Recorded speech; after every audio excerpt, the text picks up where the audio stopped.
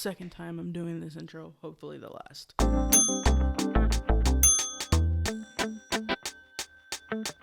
Just a quick disclaimer before I start this video, please keep in mind that I am a self-taught artist. I was in an art program for a couple of semesters in college, but even then most of my classes weren't even art related. They were just like regular college courses like humanities, English, French, gym. So most of what I know about art is what I've taught myself or what YouTube has taught me over the years. And I try to learn as much of the proper terminology as I can, but honestly, most of the time I'm just talking out of my ass. And being self-taught definitely doesn't make me any less of an artist, but if you're looking for recommendations from more of like a school-taught fine artist, then this is probably not the video for you. If you want to see what a self-taught abstract artist uses, then definitely stick around. And I'm also sorry if I mispronounced or didn't even say some of the names of the brands, but I'll try to link most of the materials that I use in the description below.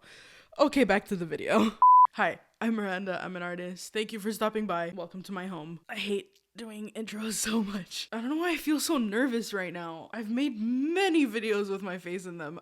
I don't know why this one feels different. This is a new form of video that I'm doing. I don't usually just sit in front of a camera and talk, so I kind of feel a little bit awkward, but I just wanted to have a visual representation of what art supplies I use and which are my favorites in this moment in time, because they will change in the future, so maybe I'll make another one of these videos. But for now, I just wanted to talk about the art supplies that I use most frequently. Yes, I'll be talking about which are my favorites, but I can't really rank them because there's so many that it would just take too much time. But at the end of the video, I will be sharing my absolute number one favorite art supply. I think this is kind of like a weird favorite art supply, but this one just has stuck by me and has been there for me since I started art. So that's going to be at the end of the video. But for now, I'm going to be breaking up talking about my favorite art supplies into 4 different categories. The first category is going to be digital art. Then there's going to be painting. Then Zentangle drawings, like more professional drawings. And then the 4th category is going to be fun sketches that I do for myself, not for my job, and to kind of keep art like a hobby. All right, so let's just get into the first category. I use an iPad 9th generation with an Apple Pencil 1st generation. Yes, all of my accessories are pink. Pink is my favorite color. The only apps that I use on my iPad are Procreate and Amasiograph. Procreate I use a lot for drawing Zentangles and other abstract digital paintings that I want to do. I also make stickers of like different Marvel characters sometimes. Landscape drawings I'm trying to work on. I'm working on a graphic novel, so I do all that on Procreate. And I use Amasiograph strictly for mandalas. And if you follow me on TikTok, you know that I do a lot of digital drawings, mostly mandalas and Zentangles. And if you don't follow me on there, I post content as frequently as I possibly can. So if you're interested in seeing shorter form content, you can go and check that out over there. I'm also posting all of my old TikToks on YouTube Shorts right now. So if you don't really want to download TikTok or follow me on TikTok, you can just check out my TikToks on my YouTube Shorts. Oh, I can't forget the most important for digital drawings is this glove. When you put it on, it's not like a full glove. It's just on your last 2 fingers so that when my palm is on my iPad, it glides smoothly. Because I draw a lot of abstract, I have to do a lot of straight lines and smooth lines. So if my palm is like not gliding smoothly, those lines won't be as crisp as I want them to be. So this is like a very important thing that I need for digital drawings, arguably one of the most important things. So that's pretty much all that I use for digital drawings. Pretty simple. I've had this iPad for 2 or 3 years now, and it's been working amazingly. It's not the highest quality iPad, but that's what I could afford at the time, and it's been great. I have no issues with it. The only issue I have is with this Apple Pencil case. It keeps sliding forward whenever I draw, and I'm pretty heavy-handed when I draw, so it just slides forward and I have to keep pushing it back, but I can just buy another $12 case. It's fine. Next is one of the biggest categories. I have a lot of supplies for painting. I've been painting since I was 16 years old. I'm 23 now. So I've just accumulated a lot of crap.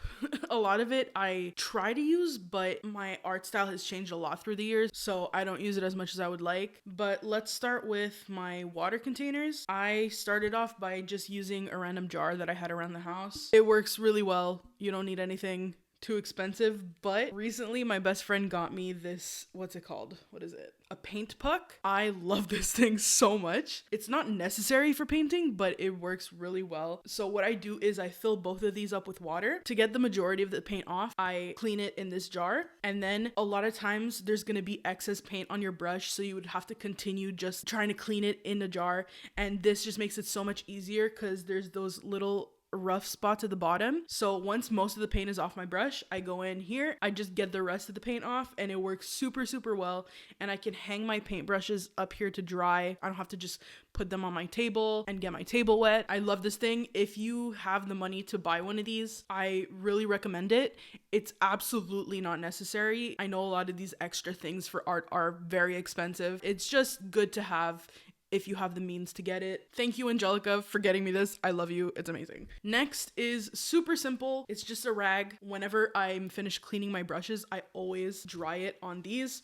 Or if I find that I have too much paint on my brush, I can just wipe some paint off on my rag. You can honestly use it for whatever you need it for, and it doesn't even need to be a rag. You can also use some paper towels, you can use Kleenex, you can use whatever you want to dry your brushes. I prefer a rag because it's always there. I can just grab it. It's not wasteful in any way. And another plus that a lot of people don't think about is look how pretty that is. That's like a visual representation of all of the paintings that I've ever done, because this is the only rag I've ever used to clean my paintbrushes or get the excess water off my paintbrushes. I've washed this like once or twice, even though you probably don't need to wash it. There's no use for it. And the paint just still stays on there because it's acrylic paint. It won't come off. I love looking at this. It makes me feel really happy and it's useful at the same time. Next is a palette. So I prefer using disposable palettes.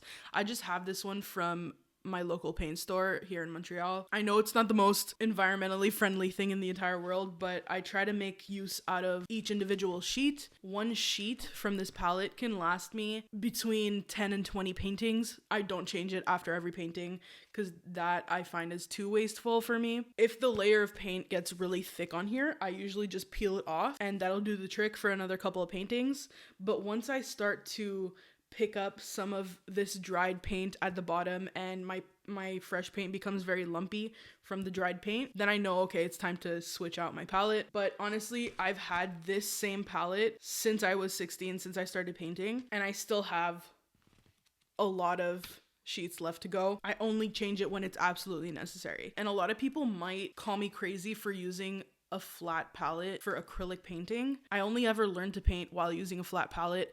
I've tried to use one of the reusable palettes with the divots inside, and I just don't like it. I use a lot of palette knives for my paintings. Picking up the paint on a flat palette is just so much easier, and the cleanup is easier for me. It just makes my quality of life, is that the right term?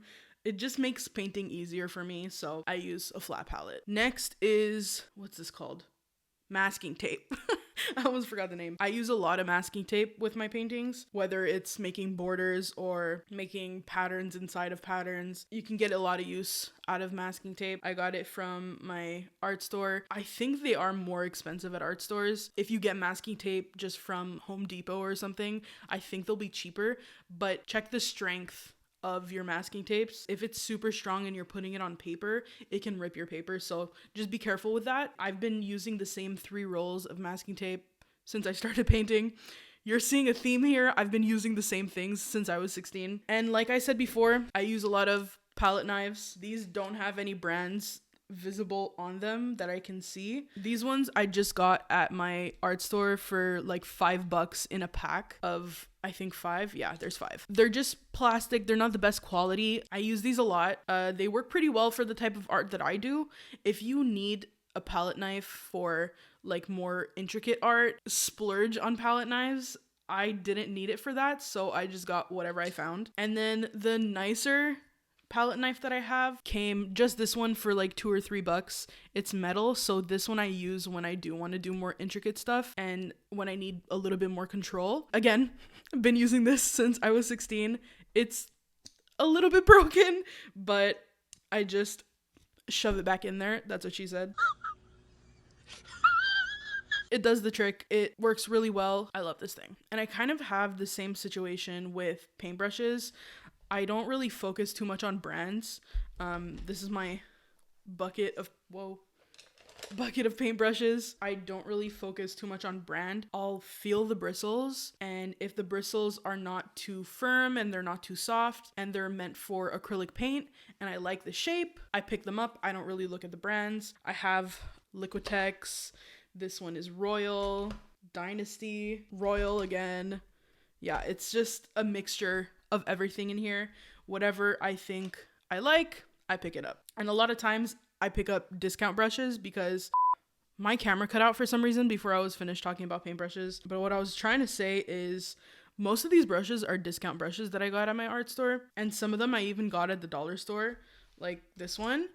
This is my favorite brush and I got it at the dollar store. I use this for every single one of my paintings. I've had it for 7 years or something and it's still in good condition and I use it every single time I paint. It saved me from buying a more expensive 1-inch brush. That's just to say, like, art is a very expensive hobby. So if you're thinking of getting into art, but you're scared because everything is so expensive, you don't have to get the most high quality stuff. You can get by with using what you find at lower prices. I think I've only ever bought like a couple of brushes for like a higher price. Like this one was really expensive and I don't use it. This one also was not on discount and I barely use it. I mostly use my discount brushes. I love them. This one was super cheap and leaves bristles in my paint, but I use it all the time. This is just a toothbrush that I got for free at my dentist. Please, if you're thinking of getting into art, you can do it. And obviously I can't speak for other styles of art and other types of art. I can only speak for what I do, but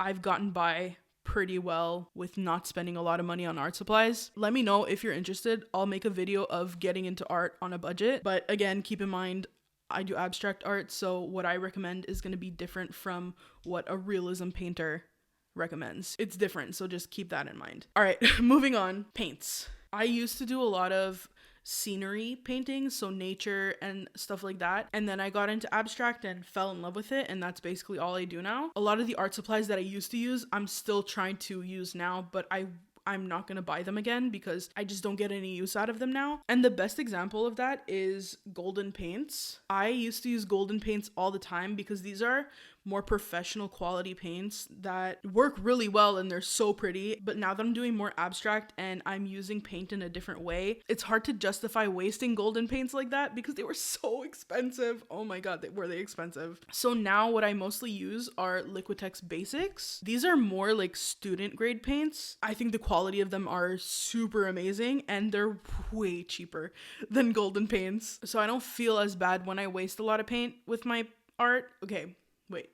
Wasting paint is like a strong word. I don't waste paint, but I'll do like 5 to 10 layers on each of my paintings. So a lot of times the bottom couple of layers, you'll only see a peek of them through. So I don't feel as bad having to use paint for a layer that you're only gonna see a speck of it somewhere. And last but not least, I use a hairdryer. This comes in super handy, especially when I'm filming my videos, because a lot of times I won't have the time to wait for a layer of paint to dry. So I'll just turn this on and it'll dry within 2 to 3 minutes and I can do another layer. And like I said before, I do like 5 to 10 layers on each painting. So if you see this blow dryer come out, a lot of times it's because I can't wait for a layer to dry. I want to get the video done and out there. I don't like my paintings to take more than 1 or 2 days to complete. So this really comes in handy for me. And that's all for the painting category. Now we're going to go to drawing. Specifically Zentangle drawings, because I don't do a lot of figure drawings or landscapes or actual things you would see in the world. I mostly draw abstract, and my favorite form of abstract is Zentangle. And the most important thing to have when you're doing Zentangle drawings, obviously, is your fine liners. My favorite brand to use are Microns.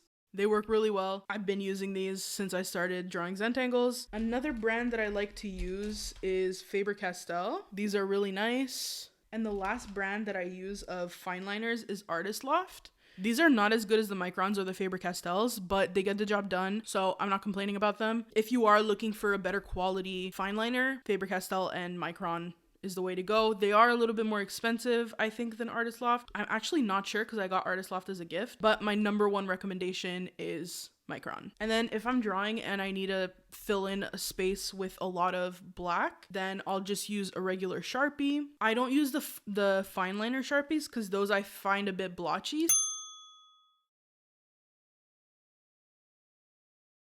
So I don't really freak over them. So this is just the regular size Sharpie. And I also use the king size Sharpie. These come in handy when I'm doing bigger scale work. Next, for drawing my Zentangles is this sketchbook. You might recognize this from my sketchbook tour. It is a Hallmark brand. I got this when I was, I don't even know, 16 or 17, maybe even earlier than that. I started drawing Zentangle patterns in here at a like very early age. And basically the only thing I do in here is Zentangle drawings. The paper is pretty good quality. There is a lot of bleed through, so I have to have like a paper underneath here just to catch the bleed through. This is one of my favorite sketchbooks I have in my possession. It's gonna take me a long time to finish this because I still have a lot of blank pages and I don't work on this as often as I used to anymore. But I really need to start working on this a lot more often. A lot of times I'll test out new patterns that I've learned in here, and it's just for experimenting and just having fun, you know? This is the newest drawing in here that I haven't finished yet. Hopefully in the future I can use this more. And next is paper. My favorite type of paper to use for my Zentangles is Bristol board paper. This is the smooth surface. I don't know what other options they have for the smoothness of the surface, but this is all I've ever used. I actually picked it up by accident. I think I needed a different type of surface for class or something, but picked this one up instead. And I've been using it ever since I got it. Another type of paper that I use, and not specifically this brand, but I use watercolor paper a lot. It's a little less pleasant to work with. This is the Canson brand. I haven't used a lot from this. I have another type of watercolor paper over there. Oh, am I gonna go get it right now? I don't want to get it. This is the watercolor paper that I use most often. I just got this from my brother. He had to use it for class and then never finished it. So he just gave it to me because he knew I would use it. Rightfully so, because I did his projects for class for him. Considering Zentangle drawing is my favorite form of art, I don't have a lot of supplies for it. All right, and last category is, first and foremost, I just use regular HB pencils. This is the Staples brand. This is just a random mechanical pencil that I've had since I was like in elementary school or something. I probably even stole it from my brother. I don't do a lot of pencil drawings, so I don't really need the highest quality of pencils, but when I was in school, I was in an art program, so I needed to get higher quality art supplies. So I did get Faber-castell pencils, and they work really well.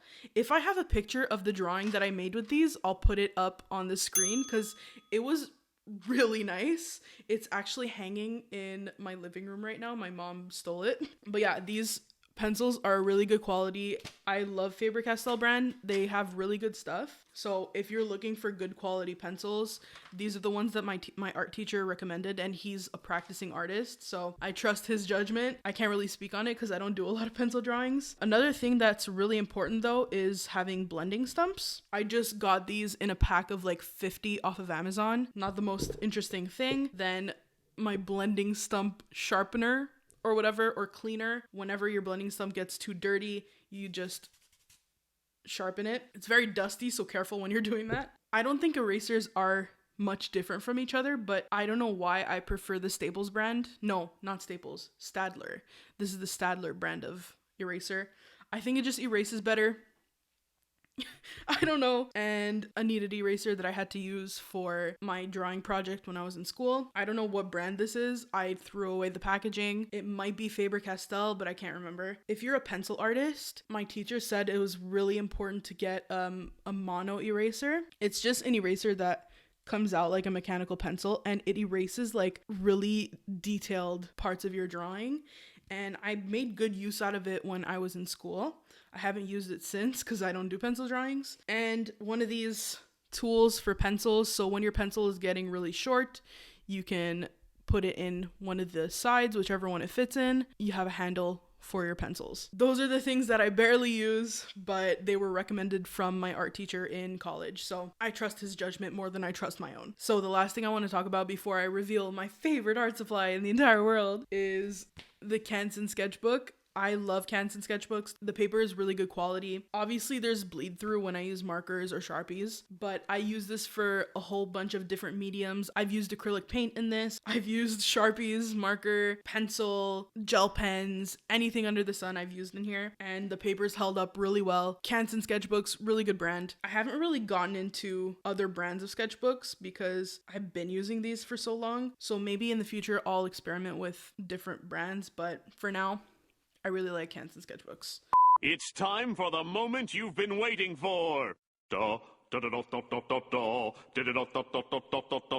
few moments later.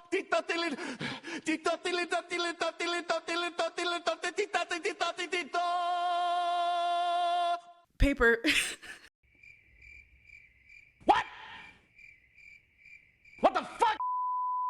This is the actual paper that I use underneath pages of my sketchbook, underneath drawings that I don't want to get like ink on my desk. I don't want the ink to bleed through to other pages. I use just a loose leaf paper. This one, I think I even ripped it out of a notebook. I've been using this paper for so long, and when I finally switch to a different paper, which is going to be in a long time, I'm not doing that anytime soon. This is like my emotional support paper. I'm probably going to end up framing this because look how pretty. And I've been using this same piece of paper since my last sketchbook, I think, which I was still using in high school. And similar to the rag for my paintbrushes, this is a visual representation of every drawing basically that I've ever done, or at least most drawings. I would love to have this hanging somewhere, and I would love to display it just as look what I created just in one paper, you know? I also have another paper because sometimes this paper is not enough, so I need triple layers. So that's my favorite art supply. It might be a very weird favorite art supply, but this is honestly the most useful thing that I've ever had. Honestly, there's a lot of reasons why it's my favorite art supply, but functionally it just saves me from a lot of cleanup. I don't have to worry about getting Sharpie marks off of my desk, or I don't have to worry about is this pen gonna bleed through the next page of my sketchbook, so I won't be able to use the next page of my sketchbook, or I'm gonna have to figure out how to work around it. But mostly because it's sentimental. I've had this for a long time, and it just shows me like how far I've come. Aww. If you have any questions, please let me know. If you stuck around this far into the video, thank you. If you're interested in supporting me on any other platform, I post on TikTok a lot. I have an Etsy where I list a lot of my digital drawings. I also have a Patreon. That's like the main way you can probably support me, is subscribing to my Patreon or subscribing to YouTube. So that's all for this week. Thank you for watching this video. I'll see you soon.